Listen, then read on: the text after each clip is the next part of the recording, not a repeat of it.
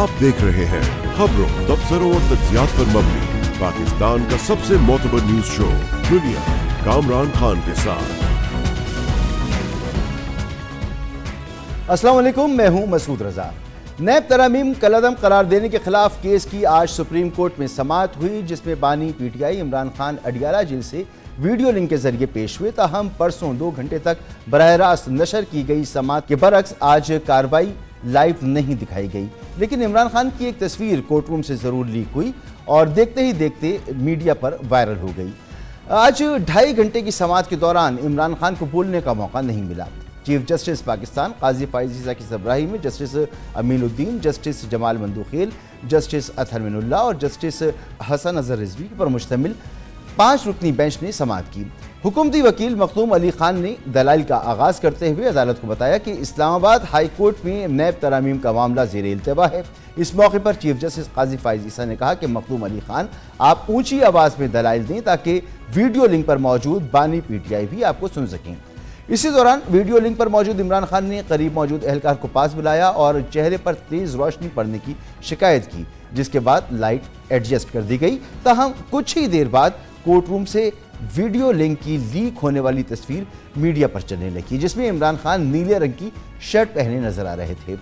इस पर अदालत में नस्ब स्क्रीन पर कुछ देर के लिए इमरान खान की तस्वीर छोटी कर दी गई। कोर्ट रूम रूल्स की खिलाफ वर्जी पर सुप्रीम कोर्ट इंतजामिया ने तहकीकात शुरू कर दी। पुलिस को सीसीटीवी कैमरे देखकर तस्वीर वायरल करने वाले की निशानदेही करने की हिदायत कर दी गई। समाअत में दूसरी रुकावट तब आई जब मखदूम अली खान के दलाइल के दौरान रोस्टम पर एडवोकेट जनरल खैबर पख्तूनख्वा शाह फैसल अतमान खेल आ गए और अदालत की कार्रवाई बराह रास्त नशर न किए जाने की शिकायत की, जिस पर चीफ जस्टिस ने रिमार्क्स दिए कि आप बैठ जाएं, इस वक्त दलाइल चल रहे हैं। शाह फैसल अतमान खेल ने जवाब दिया कि हम सिर्फ आपके नोटिस में लाना चाहते थे। चीफ जस्टिस ने उन्हें बिठा दिया। अदालत के बाहर पीटीआई रहनुमाओं ने भी समाअत बराह रास्त नशर न करने को इंसाफ की फराहमी में रुकावट करार देते हुए सवाल किया कि वीडियो लिंक से पेशी की इजाजत के बावजूद कार्रवाई लाइव न दिखाने की वजह क्या थी। समाअत के दौरान विफाक के वकील मखदूम अली खान ने बताया कि दरख्वास्त गुजार खुद वजीर आजम रह चुके हैं और उनके दौर में 5 ऑर्डिनेंस आए जिनमें नैब तरामीम की गई, और जब असेंबली से बाइकआउट किया गया तो मामला मिली भगत से सुप्रीम कोर्ट लाया गया, जिसमें दरख्वास्त गुजार भी शामिल थे। अदालत ने वकील मखदूम अली खान को ऐसे अल्फाज इस्तेमाल करने से रोक दिया। चीफ जस्टिस पाकिस्तान ने कहा कि हम इन सवालात पर इमरान खान से जवाब देंगे, बानी पीटीआई ये नुकात नोट कर लें। रिमार्क्स के साथ चीफ जस्टिस जेर लब मुस्कुराए तो इमरान खान भी मुंह पर हाथ रखकर मुस्कुरा दिए। अदालत ने बेंच की दस्तयाबी तक केस की समाअत गैर मुअय्यना मुद्दत तक मुलतवी कर दी और बानी पीटीआई को अगली समाअत पर दोबारा वीडियो लिंक से पेश करने का हुक्म दिया। जब जजेस उठ रहे थे तो चीफ जस्टिस ने कहा कि वो मुल्क से बाहर जा रहे हैं। उन्होंने ख्वाजा हारिस से पूछा कि आप तो कहीं नहीं जा रहे। उन्होंने यानी ख्वाजा हारिस ने नफी में सर हिला दिया। जस्टिस अतहर मिनुल्लाह ने कहा कि दरख्वास्त गुजार भी अडियाला जेल से कहीं नहीं जा रहे, जिस पर अदालत में कह लग गए। इस मौजू पर बात करने के लिए हमारे साथ मौजूद हैं 2 निहायत काबिल और सीनियर रिपोर्टर्स, बाखबर सहाफ़ी जनाब हसनात मलिक साहब और जनाब आमिर सईद अब्बासी साहब। आप दोनों का बहुत बहुत शुक्रिया। आमिर अब्बासी साहब, बताइए आज की समाअत का अहवाल क्या है और ये भी बताइए कि कार्रवाई आखिर बराह रास्त क्यों नहीं दिखाई गई? देखिए मसूद साहब, जो प्रोसीडिंग्स थी उसके हवाले से ये एक्सपेक्ट किया जा रहा था कि जो अडियाला जेल से प्रोसीडिंग्स हैं शायद उनमें कोई खलल आ सकता है, लेकिन क्योंकि हमने गुज़श्ता रोज़ भी बताया था कि उसमें कोई खलल नहीं आएगा, तमाम इंतज़ामात मुकम्मल थे। लेकिन जो सुप्रीम कोर्ट ऑफ पाकिस्तान से बराह रास्त नशरियात का मामला था वो बताया ये गया है स्टाफ की तरफ से कि इंस्ट्रक्शंस थी रजिस्ट्रार की तरफ से कि ये लाइव स्ट्रीमिंग नहीं होगी, और इसी बुनियाद के ऊपर फिर फैसला किया गया कि लाइव स्ट्रीमिंग नहीं जाएगी। और इसके लिए फिर ये वजह बताई गई कि क्योंकि शायद ये तासुर भी था और ये बताया गया था कि इंस्ट्रक्शंस हैं कि ये प्रोसीडिंग्स लाइव नहीं जाएंगी, और फिर ये पाबंदी भी थी कि कोई भी मोबाइल लेकर भी अंदर नहीं जाएगा। सहाफ़ियों की सख्त चेकिंग की गई और इसके साथ साथ जो तमाम तर वकला थे उनकी भी चेकिंग की जा रही थी। लेकिन जब ये तस्वीर सामने आ गई तो उसके बाद फिर वहाँ पर बाकायदा तौर के ऊपर जो है वो एक बाकायदा इंक्वायरी कमेटी बैठी और उसने इन्वेस्टिगेट किया, तो पता ये चला कि एक जो सीनियर एडवोकेट हैं उनके साहबजादे हैं, वो लॉ क्लर्क हैं, उन्होंने वो तस्वीर जारी कर दी। तो ये तमाम तर जो प्रोसीडिंग्स थी इनको जारी ना करने के हवाले से एक्सपेक्ट ये किया जा रहा था कि शायद सुप्रीम कोर्ट इस पर कोई ना कोई वजाहत देगी। एडवोकेट जनरल खैबर पख्तूनख्वा खड़े हुए, उन्होंने अदालत में बताया कि आज प्रोसीडिंग्स लाइव नहीं हो रही, तो उन्हें ये चीफ जस्टिस की तरफ से कहा गया कि आप अपनी नशस्त पर जाकर बैठ जाएं। सो ये तमाम तर जो इंतजामात थे, ये इंस्ट्रक्शंस थी कि ये लाइव नहीं किया जाएगा, प्रोसीडिंग्स लाइव नहीं चलेंगी, और ना ही इसकी कोई वजूहात बताई गई, ना ही इसके हवाले से कोई तफसील बताई गई, और यही कहा गया कि प्रोसीडिंग्स लाइव होंगी। और ये कहा जाता रहा कि शायद ये कुछ ही देर में लाइव हो जाएंगी, लेकिन एंड तक ये तमाम प्रोसीडिंग्स लाइव नहीं चलाई गई। ठीक है, हसन मलिक साहब आप फरमाइएगा, तकरीबन 2.5 घंटे तक ये समाअत चली, लेकिन बानी पीटीआई को बोलने का मौका नहीं मिला, इसकी क्या वजूहात हैं? देखिए, वो सबसे पहले तो हुकूमत के वकील ने ही बोलना था, क्योंकि हुकूमत ने चैलेंज किया है फैसला इमरान साहब के हक में आया है, पीटीआई के हक में आया है, और अमेंडमेंट इलीगल डिक्लेयर हुई हैं। अब जो है वो पहले हुकूमत के वकील मखदूम अली ख़ान वो जो है वो आर्गूमेंट करेंगे, और आज उनका जो आर्गूमेंट थे वो ये थे कि जो बानी तहरीक इंसाफ उनकी जो पटिशन थी वो मेंटेनेबल ही नहीं है, और वो क्योंकि हाई कोर्ट में मैटर पेंडिंग था, तो सुप्रीम कोर्ट को डायरेक्टली इस मामले पे एडजुडिकेशन नहीं करनी चाहिए थी।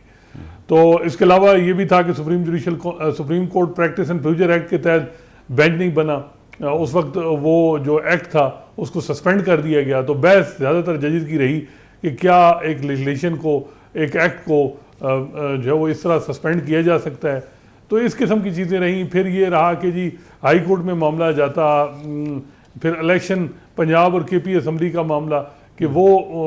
कुछ जजेस ने इस वजह से मामला जो है वो कहा था कि नीचे हाई कोर्ट डिसाइड कर दे, फिर सुप्रीम कोर्ट में आए, और इसी वजह से वो उस पर भी बहस होती रही। तो खैर ये 2 घंटे जो है वो हुकूमत की तरफ से ही रहा मामला। इमरान खान जो है उनको तो सिर्फ जो है वो देखते रहे और ऑब्जर्व करते रहे कि क्या जजेस कह रहे हैं। नोट्स उन्होंने नहीं लिए कि कोई नोट्स लेते हैं, उनको हालांकि कहा गया कि आप नोट्स लें, फिर आपसे सवाल भी किए जाएंगे, लेकिन उन्होंने कोई नोट्स नहीं लिए। यही था कि अब जब अगली हियरिंग होगी, ग़ालिबन वो 2 हफ्ते बाद होगी, तो उसमें पता चलेगा कि क्या उनको मौका मिलता है या मखदूम अली ख़ान साहब ही आर्गू करेंगे। ठीक है, वो उन्होंने आज नोट्स भी नहीं लिए, मगर आमिर सईद अब्बासी साहब आज एक मौके पर जनाब जस्टिस अतहर मिनुल्लाह ने दौरान समाअत कहा कि कुछ सवालात उठाए जा रहे हैं और कमरा अदालत में वीडियो लिंक के जरिए इमरान खान साहब मौजूद हैं, तो उनसे जवाबात ले लेते हैं, लेकिन ऐसा नहीं हो सका। तो इसकी क्या तफसीलात हैं? देखिए मसूद साहब, ये जो बेंच समाअत कर रहा है, इसमें क्योंकि आमतौर के ऊपर प्रैक्टिस भी यही है कि जब एक फ़रीक और जो पटिशनर या अपिलेंट हो जिसमें वफाकी हुकूमत है, उसके वकील मखदूम अली ख़ान हैं, तो पहले आर्गूमेंट्स तो उन्होंने ही मुकम्मल करने हैं, और जब वो मुकम्मल करेंगे तो उसके बाद ही जो है वो बानी पीटीआई जो है वो उसका जवाब देंगे। लेकिन इस तमाम तर सूरत हाल में क्योंकि मामला ड्रैग हो रहे थे, जब चीफ जस्टिस ने इसको कह दिया कि प्रैक्टिस एंड प्रोसीजर पर अमल नहीं हो रहा, उन्होंने कहा कि प्रैक्टिस एंड प्रोसीजर पर अमल होता तो मुल्क तरक्की करता और बहुत से हालात ठीक होते, पार्लियामेंट की कानून साजी और पार्लियामेंट को काम करने दिया जाए तो मुल्क के हालात बेहतर हो जाते हैं। तो इन तमाम सवालों के दौरान ही जस्टिस अतहर मिनुल्लाह साहब ने इंटरवीन किया। उन्होंने कहा कि जो इलेक्शंस वाला मामला है उसके ऊपर भी सुप्रीम कोर्ट ऑफ पाकिस्तान के जो जजेस थे उनकी तरफ से, बेशतर की तरफ से, बल्कि तमाम की तरफ से ये कहा गया कि इंतखाबात जो है वो 90 रोज़ में होने चाहिए, क्योंकि अटॉर्नी जनरल की तरफ से कहा गया कि जो इलेक्शन का ऑर्डर था वो 4-3 से था, 3-4 से था। तो उसके ऊपर जस्टिस अतहर मिनुल्लाह ने कहा कि बेंच अगर 9 रुकनी था, उसमें से 2 जजेस ने रिक्यूज़ किया, जो भी था तमाम जजेस की ये राय थी कि इंतखाबात 90 रोज़ में होने चाहिए। लिहाजा वो इस आर्गूमेंट्स के दौरान ही क्योंकि मामला ड्रैग हो रहे थे प्रैक्टिस एंड प्रोसीजर की तरफ, इंतखाबात की तरफ और दीगर इशूज़ की तरफ, देखिए ये सारे जो आर्गूमेंट्स हैं ये मखदूम अली ख़ान साहब उन सवालों के जवाब दे रहे हैं जो अदालत ने खुद फार्मूलेट करके दिए हैं। जो अदालत ने 14 मई के हुक्मनामे में ये लिखा कि 12 सवालात किए, और वो तमाम के तमाम जो है वो वफाकी हुकूमत को फेवर कर रहे हैं और वो वफाकी हुकूमत की अपील को फेवर कर रहे हैं, और उसको ये कह रहे हैं कि वफाकी हुकूमत की जो अपील है वो किसी हद तक दुरुस्त लगती है, क्योंकि जो कानून साजी का इख्तियार है वो पार्लियामेंट का है, जो दरख्वास्त थी वो काबिल समात थी नहीं, उसको कैसे मेंटेनेबल करार दिया गया। तो ये वो सवालात थे जिसके जवाब मखदूम अली ख़ान दे रहे थे, और ये वो तमाम सवालात हैं जो हुकूमती अपील को फेवर कर रहे हैं। और ये जो 5 रुकनी बेंच भी है, इसमें से तमाम जजेस जो हैं वो हमेशा से उनकी राय रही है कि नैब ने हमेशा अपने इख्तियार से तजावुज़ किया है, लिहाजा वो किसी किसी हद तक नैब की जो तरमीम है उनको फेवर करने की बात कर रहे हैं। ठीक है, असद मलिक साहब, इस केस में ख्वाजा हारिस साहब जो पहले इमरान खान साहब के वकील थे, अब अदालत के मुआविन बन चुके हैं, तो अब बानी पीटीआई का वकील कौन है? देखें, उन्होंने तो बड़ा वादे कह दिया है कि जी मैं खुद आर्गूमेंट करूंगा, और उनका कोई वकील नहीं है। वकील इसी वजह से ख्वाजा हारिस साहब को कहा गया है कि वो असिस्ट करें, और ख्वाजा हारिस साहब ज़ाहिर बात है वो जजमेंट का दिफा करेंगे और अमेंडमेंट को क्वेश्चन करेंगे, तो इसी वजह से कि बैलेंस हो, क्योंकि जो हमारी फेडरल गवर्नमेंट है, अटॉर्नी जनरल ऑफिस सिंध के, एडवोकेट जनरल ऑफिस बलूचिस्तान के, और इसके अलावा जो है इस्लामाबाद के, ये सारे जो है वो सपोर्ट कर रहे हैं फेडरल, ये जो आईसी है, गवर्नमेंट की इंटर कोर्ट अपील है, सिवाय केपी के जो एडवोकेट जनरल हैं वो इसमें जो है वो सपोर्ट कर रहे हैं जजमेंट को। तो इसी वजह से अदालत ने समझा कि ख्वाजा हारिस को जो है वो नॉमिनेट किया जाए कि वो ताकि असिस्ट करें इस मौजूदा सूरत हाल में। तो ख्वाजा हारिस जो है वो अब असिस्ट करेंगे, लेकिन एक बात बड़ी वाज़ेह है कि ये बेंच जो है ये किसी जो इनकी जजेस की अगर रिसेंट पास जजमेंट देखें तो इन्होंने नैब के कंडक्ट पे बड़े सवालात उठाए हैं, और ये अमेंडमेंट और पार्लियामेंट की सुप्रीमेसी की इन जजेस ने बात की है। तो ये किसी सूरत में मेरा नहीं ख्याल कि जो है ये अमेंडमेंट स्ट्राइक डाउन होंगी। अमेंडमेंट वो जो जजमेंट है वो सेटिस्फाइड होगा और ये अमेंडमेंट दोबारा बहाल होंगी। ठीक है, तो आमिर सईद अब्बासी साहब, क्या इमरान खान साहब के पास इतनी एक्सपर्टीज़ हैं कि वो खुद इस मुकदमे में सुप्रीम कोर्ट में खड़े होकर वीडियो लिंक के ज़रिए दिफा कर सकें, और अगर फैसला उनके खिलाफ आता है, जैसे असद मलिक साहब कह रहे हैं कि ये तरमीम जो है ये बरकरार रह सकती हैं, तो इसके बेनिफिशरी भी तो इमरान खान साहब ही होंगे ना, एक बेनिफिशरी वो भी होंगे। देखिए, ये बात तो आपकी जी आप दुरुस्त कह रहे हैं, लेकिन उन्हें मौका उस वक्त भी दिया गया था जब ये केस मेन केस में वो पटिशनर थे, और उनकी तरफ से जब ये कहा गया कि ये तरमीम नहीं दुरुस्त होनी चाहिए, तो उस वक्त भी कहा गया कि आपको ख़ुद भी इससे बेनिफिट मिल सकता है। तो उन्होंने कहा कि नहीं, वो ऐसा बेनिफिट नहीं लेंगे जिससे तमाम जो करप्शन केसेस हैं, जो उस वक्त की अपोजिशन या अब की जो हुकूमत है उनके जो करप्शन केसेस थे वो ख़त्म हो जाएंगे। तो लिहाजा वो तो अपने उस मौक़िफ़ पे खड़े हैं कि वो आज भी अपोज़ कर रहे हैं इन तरमीम को, और कह रहे हैं कि ये नैब की जो तमाम तर कार्रवाइयाँ थी करप्शन के ख़िलाफ़ वो दुरुस्त हैं। लेकिन जो दूसरी बात है, देखिए ये केस आज की तमाम तर प्रोसीडिंग्स को भी अगर आप देखें तो वो प्रोसीडिंग्स एक तरफ थी, और इमरान खान की जो पेशी थी, उनकी प्रेजेंस थी, उनकी वहाँ पर तमाम प्रोसीडिंग्स को देखना था, वो बड़ी खबर बन गए थे। तो ये जब वो आएंगे, आर्गूमेंट्स करेंगे, वो आर्गूमेंट्स कानूनी हों या ना हों, वो उनकी बहुत ज़्यादा कॉम्प्लेक्स कॉन्स्टिट्यूशनल पोजीशन उनकी हो या ना हो, लेकिन वो अपनी जो स्टांस है उसको एलेबोरेट करेंगे, बताएंगे, और सियासी तौर के ऊपर उन्हें फ़ायदा होगा। और फिर जो जिस तरह की तकरीबन गुज़श्ता जब 5 अगस्त से वो अरेस्ट हैं, और उसके बाद से अब उन्हें मौका मिल रहा है कि वो ख़ुद सुप्रीम कोर्ट ऑफ पाकिस्तान में अपीयर हो सकें, सो लिहाजा वो इसको सियासी तौर के ऊपर भी इसको भरपूर फ़ायदा उठाएंगे। केस उन्हें जीतें या ना जीतें, लेकिन सियासी तौर के ऊपर वो इस केस में जो है वो एडवांस लेकर और आगे बढ़ना चाहते हैं, लिहाजा उन्हें सियासी तौर पे फ़ायदा होगा। आज की प्रोसीडिंग्स भी आप देखें तो केस के मेरिट्स और डीमेरिट्स पे बात कम हुई, और उनकी प्रेजेंस, उनके जो वहाँ पर पेशी थी उसको ज़्यादा डिस्कस किया गया।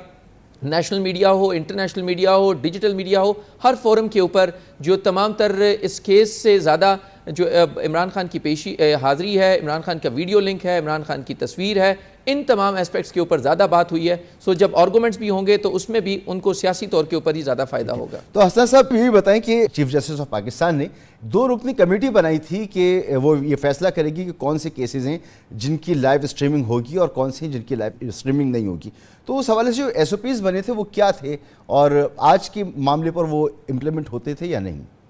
देखें, जो लाइव स्ट्रीमिंग के हवाले से जो है कि जी सुप्रीम कोर्ट में 184(3) के केसेस जो है वो लाइव टेलीकास्ट होंगे, ये जस्टिस काजी फैसा जब इन्होंने ओहदा संभाला तो फुल कोर्ट में मेजॉरिटी जजेस ने फैसला किया। उसके बाद 2 जजेस की कमेटी बनी, जैसे अतर मिनल्ला और जैसे मोहम्मद अली मज़हर। इन्होंने SOPs बनाए। SOPs जो हमें मालूम है उनमें ये था कि जी 184(3) के सारे केसेस लाइव टेलीकास्ट होंगे, और जो आम प्रोसीडिंग है वो भी 4 बजे के बाद जो है वो सुप्रीम कोर्ट की वेबसाइट पे अवेलेबल होगी। लेकिन बदकिस्मती की बात है कि सुप्रीम कोर्ट खुद ही जो SOPs बनाए हैं कमेटी ने उनको ही नहीं फॉलो किए जा रहे सुप्रीम कोर्ट की तरफ से। और इतलात भी ये हैं कि जजेस भी इवन क्लियर नहीं थे कि क्या ये लाइव स्ट्रीमिंग है या नहीं है। ये बज़ाहिर लग रहा है कि चीफ जस्टिस काजी फैसा का फैसला है या सुप्रीम कोर्ट की एडमिनिस्ट्रेशन का फैसला है कि लाइव स्ट्रीमिंग ना हो। मेरा ख्याल है कि सुप्रीम कोर्ट में अगर एक असूल बना है कि 184(3) का केस जो सो मोटो केस है या ये पब्लिक इंटरेस्ट का केस जो है वो लाइव टेलीकास्ट हो तो फिर होना चाहिए था, लेकिन नहीं हुआ। और हमेशा इससे पहले भी हम देख रहे हैं कि डिस्क्रिशन इस्तेमाल होती है। जर्नलिस्ट प्रोटेक्शन के सो मोटो केस है और एक दो कई केसेस हैं हम देखते हैं जिनमें जो है वो लाइव स्ट्रीमिंग नहीं होती। तो ये जो बेंच की तरफ से डिस्क्रिशन है, माजी में जस्टिस काजी फैसा सवाबदीदी इख्तियारात पे सवालात उठाते रहे।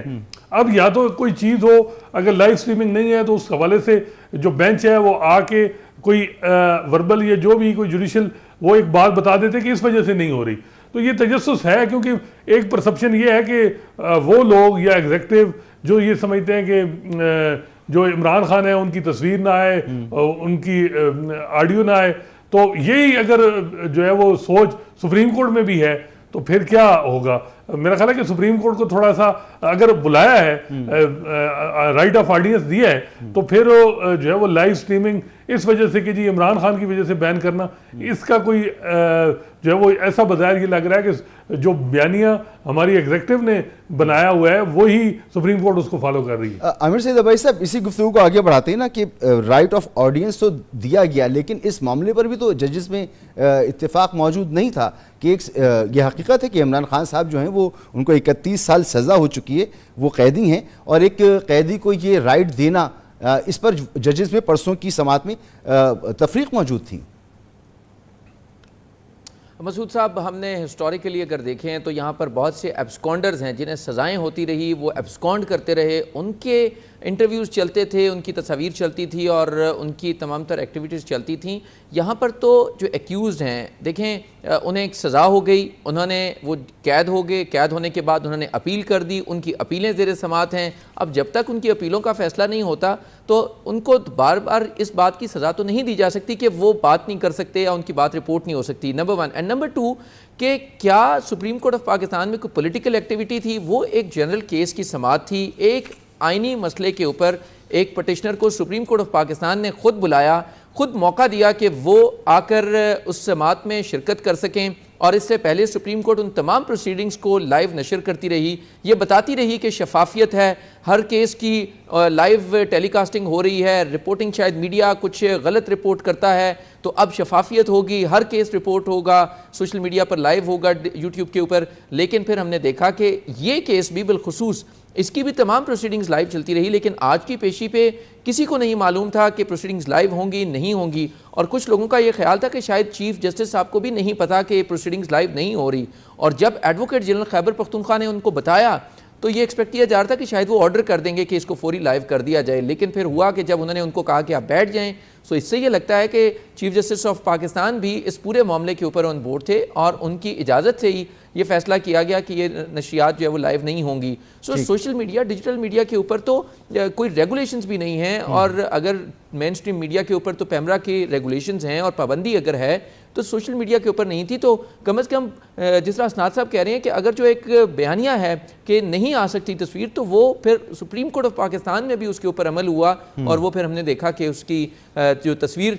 जो है वो जारी होने के ऊपर एक पूरी इन्वेस्टिगेशन हो गई। तो लिहाजा ये लगता है कि ये तमाम चीज़ें जो है पहले से फैसला तय था और सुप्रीम कोर्ट की नशियात जो है वो लाइव नहीं दिखानी थी। हसन मलिक साहब, जैसे आपने कहा कि 2 हफ्ते के बाद अब अगली समाअत होगी, एक मौके पर यह भी इशारा मिला कि रोज़ाना की बुनियाद पर इसकी समाअत हो सकती है, तो आपके अंदाजे में ये केस कब तक कंक्लूड हो जाएगा?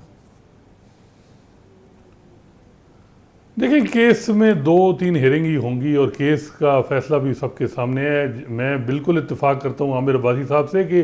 प्रोसीडिंग या ये केस की अहमियत से ज़्यादा जो इमरान खान है उनकी अपीयरेंस इस केस में ज़्यादा इम्पॉर्टेंट है कि वो क्या बोलेंगे 9-10 महीने बाद apex court of the country के साथ जब वो एड्रेस करेंगे, तो क्या वो किस किस्म का वो